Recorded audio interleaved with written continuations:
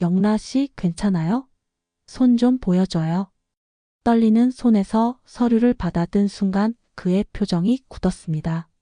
서류 상단에 박힌 문구 지은호 친모 고성이가 굵은 모처럼 눈에 박혔기 때문입니다. 이지화는 숨을 고르며 낮게 말했는데요. 지금은 누구에게도 말하지 말아요. 누가 들었을 수도 있으니까요. 그 말이 끝나기도 전에 복도 저편에서 발소리가 스치듯 가까워오다 멈췄다가 다시 멀어지는 기척이 있었고요. 누가 이 대화를 엿듣고 지나간 건지 알 수 없었는데 그 알 수 없음이 영라의 등골을 한 번 더 식혀버렸습니다. 다음 날 아침 저택 거실은 박성재의 33번째 생일 파티 준비로 부산했는데요. 웨이터들이 은쟁반을 옮기고 꽃꽂이가 대홀 곳곳에 자리 잡고 음악 담당이 음향을 점검했습니다. 이 모든 동선을 설계하고 붙잡은 사람은 박영라였습니다. 체크리스트를 넘기던 손끝이 자꾸 떨려서 줄을 삐끗하게 긋기도 했는데요. 머릿속에는 전날의 문장이 계속 떠다녔기 때문입니다. 지은호 친모 고성애.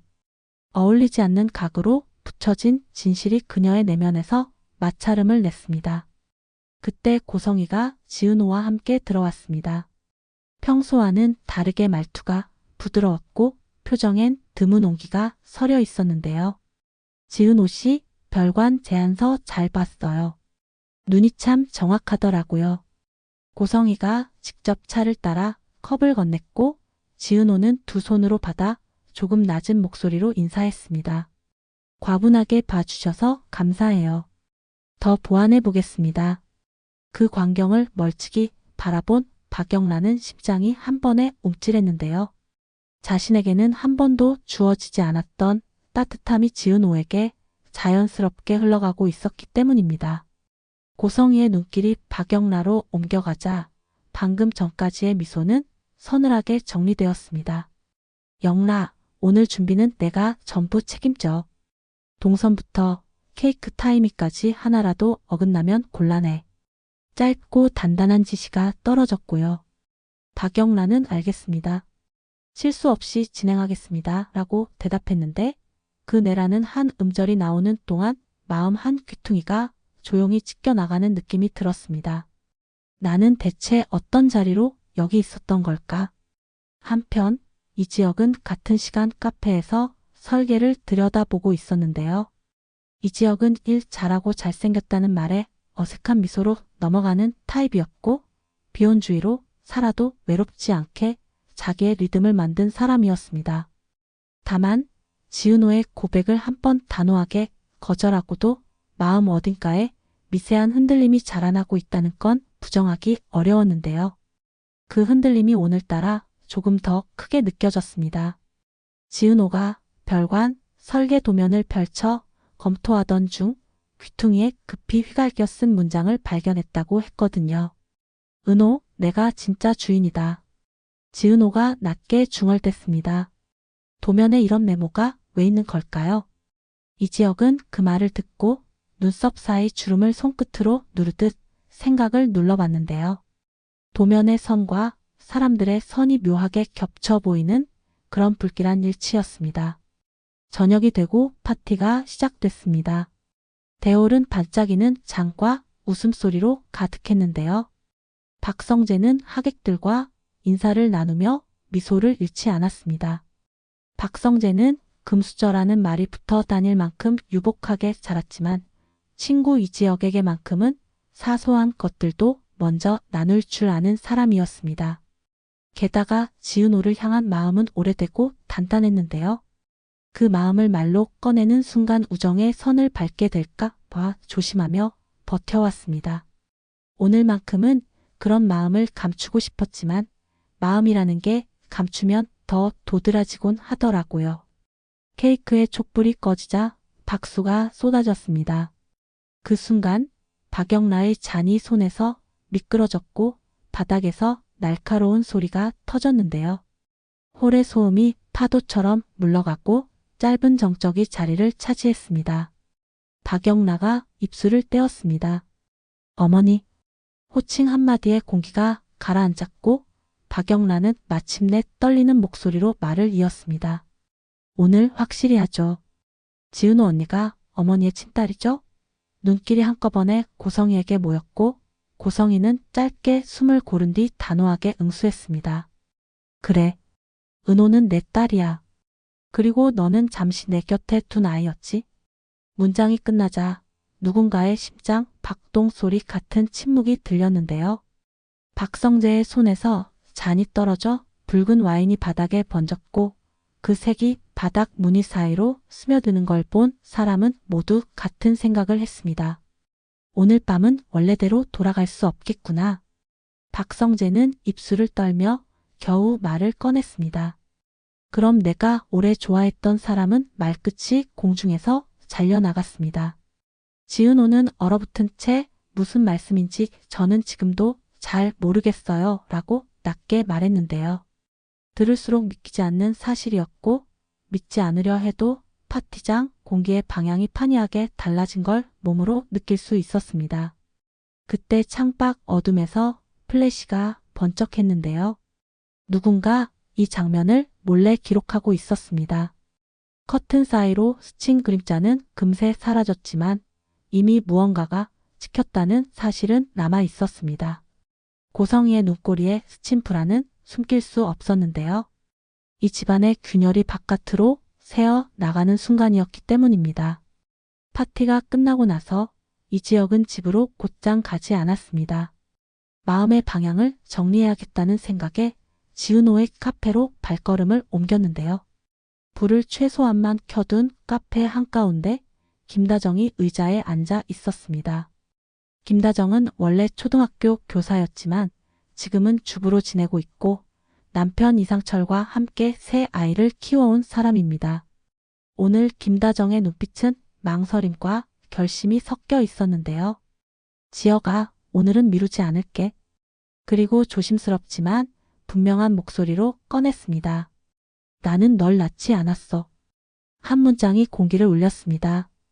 이지혁은 순간 호흡을 잃고 한참을 앉아 있다가 겨우 물었습니다. 그럼 저는 누구 아이였나요? 김다정의 손이 떨렸지만 이야기는 이어졌는데요. 내 가장 친한 친구가 있었지. 병이 깊어지면서 아이를 보육원에 맡길 수밖에 없었고 그 친구가 떠난 뒤 내가 그 아이를 데려왔어. 에델 보육원에서. 이 말이 떨어지자 며칠 전 이지혁에게 왔던 익명의 전화가 머릿속에서 되살아났습니다. 가족의 진실은 절반뿐이다. 단서를 찾으려면 에델 보육원으로 가라. 퍼즐 조각들이 서랍 속에서 일제히 끌려 나오는 기분이었는데요. 김다정은 마지막으로 덧붙였습니다. 지혁아, 혈연이 전부는 아니야. 넌 내 아들이고 그건 변하지 않아. 사랑의 온기가 분명히 느껴졌지만 이 지역의 가슴 한가운데에는 비어있던 칸이 더 선명해지는 아이러니가 생겨났습니다. 사랑받았다는 확신과 뿌리를 잃어버린 허기가 동시에 올라오는 것, 두 감정이 함께 있을 수 있다는 걸 이 지역은 처음으로 인정하게 됐습니다. 같은 시간 창문 밖에서 무언가 스쳤습니다. 누군가 창가를 잠깐 스쳐 지나갔다 사라진 것 같았는데요. 소리를 내지 않는 그림자에 기척이 남기고 간 것은 불쾌한 싸늘함이었습니다. 김다정도 창 쪽을 힐끗 보며 혹시 누가 들었을까? 라고 중얼거렸고 두 사람 모두 더는 소리를 키우지 않기로 했습니다. 이런 대화는 새어 나가기 시작하면 어디까지 퍼져나갈지 모르는 종류였으니까요. 밤이 더 깊어지자 이 지역은 카페 뒤편 작은 창고 겸 작업실로 내려갔습니다. 맘대로 집 초안이라고 적힌 노트를 책상에 펼쳐두고 의자에 몸을 묻었는데요. 독립해서 자기 이름으로 일을 시작해보겠다고 마음먹은 뒤로 그는 이 공간에서 자주 밤을 보냈습니다. 이곳에서는 사람 대신 도면이 말하고 도면 대신 손이 대답하는 시기여서 마음이 조금씩 정리되곤 했습니다. 문이 조용히 열리고 지은호가 들어왔습니다. 두 손에는 따끈한 커피가 있었는데요. 선배, 오늘은 말보다 온기가 먼저인 날이에요. 드세요. 지은호는 늘 그렇듯 밝고 성실하게 사람을 챙기는 태도를 잃지 않았습니다. 이지혁은 잔을 받아 두 손으로 감싸 쥐었습니다. 고마워요. 나도 생각이 많았네요. 둘 사이에는 설명하지 않아도 통하는 고요가 잠깐 머물렀습니다. 지은호가 조심스럽게 물었습니다. 혹시 집에서 무슨 일 있으셨어요? 이지혁은 길게 숨을 내쉰 뒤 오늘 김다정에게 들은 이야기를 짧게 정리해 들려줬는데요. 말이 길어질수록 마음속 매듭이 하나씩 풀리기도 하고 다른 매듭은 더 꽉 조여지기도 했습니다. 사람의 마음은 한쪽만 움직이지 않더라고요. 바로 그때 바깥에서 낮고 묵직한 엔진 소리가 들려왔습니다. 멀리서 켜졌다 꺼지는 소리처럼 간헐적으로 울렸고요. 둘이 눈을 맞추는 사이 창문 밑에 떨어진 담배꽁초 하나가 아직 미약하게 연기를 올리고 있는 게 보였습니다. 방금 전까지 누군가 이 근처에 서 있었다는 뜻이었는데요. 지은호가 목소리를 낮추어 말했습니다. 누가 우리를 지켜보고 있는 것 같아요. 이지혁은 고개를 끄덕였고요. 그래서 더 숨지 말아야겠네요. 서로의 눈빛은 긴장 속에서도 결심을 비쳤습니다. 익명의 감시가 있는 밤엔 오히려 서로의 존재가 방패가 되어주곤 했으니까요. 잠시 뒤 이지혁의 휴대폰이 진동했습니다. 표시 없는 번호였고 이번에도 변조된 음성이 흘렀습니다. 진실을 알고 싶다면 양수 저수지로 와라. 음성은 단호했고 힌트는 최소였습니다. 왜 하필 저수지인가라는 질문이 입술에서 맴돌았는데요. 질문은 끝까지 나오기도 전에 통화가 뚝 끊겼습니다. 이지혁은 폰을 내려놓고 생각을 모았고 지은호가 조심스럽게 물었습니다. 가지 않으면 아마 밤새 고민만 하실 거예요. 그렇다고 혼자 가면 위험할 수도 있고요. 이지혁은 고개를 끄덕이면서도 망설임을 내려놓지 못했습니다. 진실은 늘 대가를 요구하더라고요. 그 사이 검은 세단이 창밖을 스쳐 지나가다 멈칫하는 그림자가 보였습니다. 불빛이 꺼지며 자취를 감췄고요. 두 사람은 말없이 창문을 바라보다가 더 머무는 건 위험하다고 판단했습니다. 오늘은 여기까지요. 내일 다시 정리하죠. 지은호의 말에 이지혁도 그래요. 그리고 고마워요라고 답했습니다. 둘은 조용히 작업실 불을 끄고 나왔는데요. 떠나는 발걸음 뒤 바닥에 놓인 꽁초의 희미한 연기만이 밤의 감시가 실제였음을 증언하고 있었습니다. 한편 고성희의 저택에서는 박진석이 짙은 한숨을 토했고 고성희는 가볍게 눈을 감았다 떴는데요. 오늘 밤 너무 많은 것이 새어나갔어. 짧은 한마디였지만 불안과 분노 그리고 오래 묻어둔 욕망의 벽이 함께 흔들리고 있다는 것을 숨기지 못했습니다. 권력이라는 건 눈길의 온도만으로도 방향을 바꾸는 재주가 있는데요. 오늘은 그 온도가 여러 번 바뀌었습니다. 그 시간 이상철은 조용히 안방 문턱에 기대 서서 생각을 모으고 있었습니다.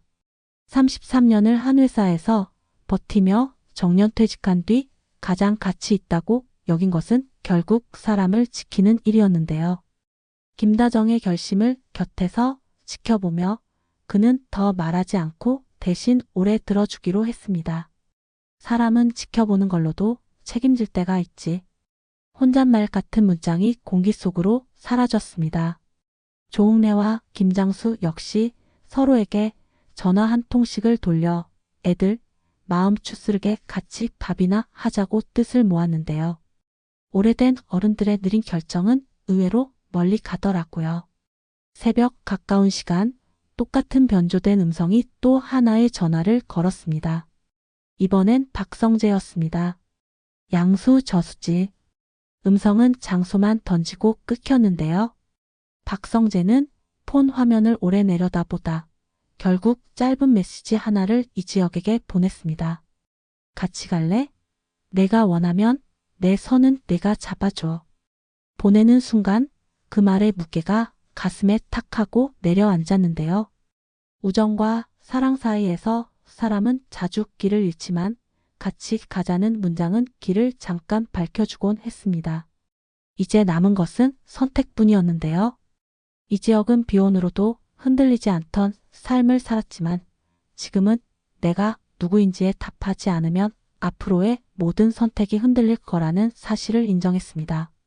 지은호는 일과 마음의 선을 동시에 지키려는 사람답게 다음 행동을 침착하게 분류했고요. 박영란은 자신에게 붙은 라벨을 뗄 준비를 하면서도 오늘 밤 터져 나온 사실을 어떻게 견딜지 마음의 체력을 한 올 한 올 모으고 있었습니다. 박성재는 우정의 선을 넘어서는 일을 경계하면서도 도망치지 않겠다고 마음먹었고요. 그리고 밤이 끝나기 직전 세 사람의 발걸음이 같은 지점을 향해 움직이기 시작했습니다. 저수지라는 단어가 가진 서늘함이 목 안쪽을 스치고 지나갔는데요. 그곳에서 무엇이 기다리든 뒤돌아서는 순간 더 오래 괴로워질 거라는 걸 모두 알고 있었습니다. 진실은 늘 어두운 물 위에서 먼저 떠오르거든요. 오늘 그 물 위에 떠오를 건 사람을 바꿔놓을 만큼 크고 무거울 겁니다. 여러분이라면 그 물가까지 같이 가주시겠어요?